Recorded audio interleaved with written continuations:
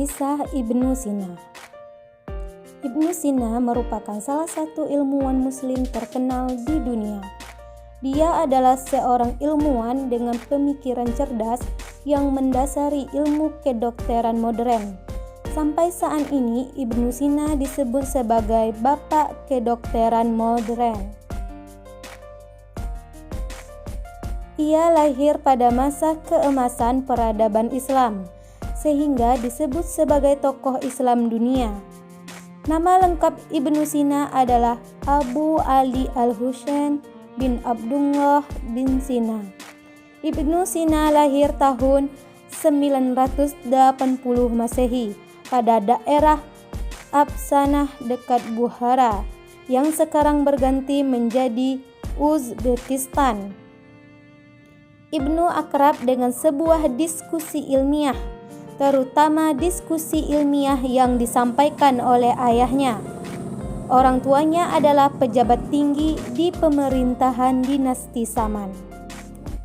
Ia dibesarkan di Bukharaja dan belajar filsafat dan ilmu-ilmu agama Islam. Ibnu Sina lahir pada masa keemasan peradaban Islam. Saat itu, para ilmuwan muslim banyak mengeluarkan karya berupa terjemahan teks-teks ilmiah dari Yunani, Persia, dan India. Teks yang dibuat Ibnu Sina dengan bahasa Yunani dari zaman Plato hingga Aristoteles telah banyak dikembangkan sekaligus diterjemahkan para ilmuwan besar Islam. Sejarah singkat Ibnu Sina adalah ketika berusia 10 tahun. Ia banyak mempelajari ilmu agama Islam dan berhasil menghafal Al-Quran. Ibnu Sina merupakan murid dari Abu Abdullah Natili.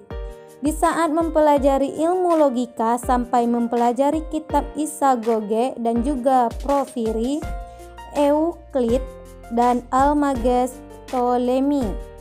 Setelah itu ia juga mempelajari agama dan metafisika Plato dan Aristoteles. Ketika ia berusia 22 tahun, ayah Ibnu Sina meninggal. Pemerintah Samanid sedang menuju keruntuhan. Masalah yang terjadi di pemerintahan akhirnya memaksanya untuk meninggalkan Bukhara. Pertama, dia pindah ke Gurgen. Dia tidak selama 10 tahun di Gurgen. Ibnu Sina berpindah dari Gurgen ke Jenasa, lalu pindah ke Bawat, lalu pindah lagi menuju tempat lainnya hanya untuk mempelajari suatu ilmu untuk diamalkan.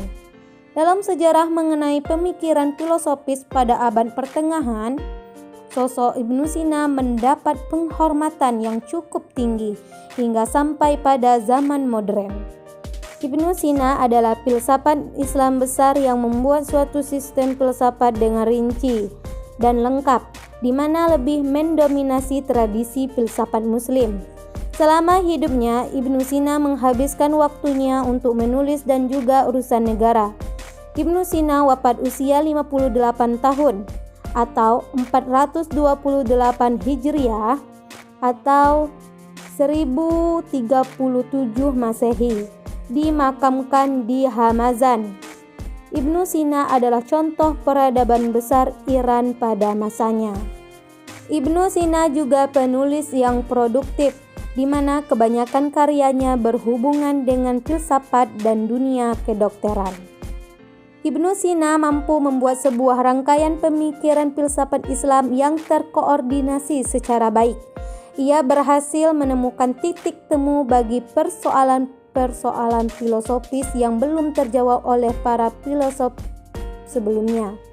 Pemikiran Ibnu Sina tidak hanya menyebar dan mempengaruhi dunia Islam, tetapi juga ke negara-negara barat. Pemikiran dan karya Ibnu Sina akan selalu dikenang sepanjang sejarah, apalagi di bidang kedokteran modern sampai sekarang. 1. Pengobatan modern. Selain The Canon of Medicine, ada buku lain karya Ibnu Sina yang tak kalah saktinya. As-Sifa, begitulah judul buku karya Ibnu Sina ini. Sebuah buku tentang pengobatan dan pengobatan Islam modern. 2. Ada karya ilmiah. Jumlah karya yang ditulis oleh Ibnu Sina diperkirakan antara 100 dan 250 judul. Kualitas karyanya yang luar biasa dan keterlibatannya dalam praktik kedokteran, pengajaran, dan politik menunjukkan tingkat kemampuannya yang luar biasa. Beberapa karyanya yang paling terkenal antara lain Kanun Fitif atau Kanon Kedokteran, 2. Asisifa, 3. Sebuah Najan, 4. Mantik al-Masyrikin. Selain karya-karya filosofisnya, Ibnu Sina meninggalkan sejumlah esai dan puisi. Beberapa esainya yang terkenal adalah Hai bin Yazan, Risalah At-Tsair, Risalah fi Sir al-Qadar, Risalah fi al-Ishq, Tahsil al-Sa'adah, dan beberapa puisi yang paling penting adalah Al-Urjuzah fi At-Tib, Al-Qisada Al-Muzdawiyah, dan Al-Qasidah Al-Ainiyah. Itulah tadi sejarah singkat tentang Ibnu Sina untuk memenuhi tugas mata kuliah Sejarah Peradaban Islam yang diampu oleh dosen Ibu Opiteci MPDI. Sekian, terima kasih. Wassalamualaikum warahmatullahi wabarakatuh.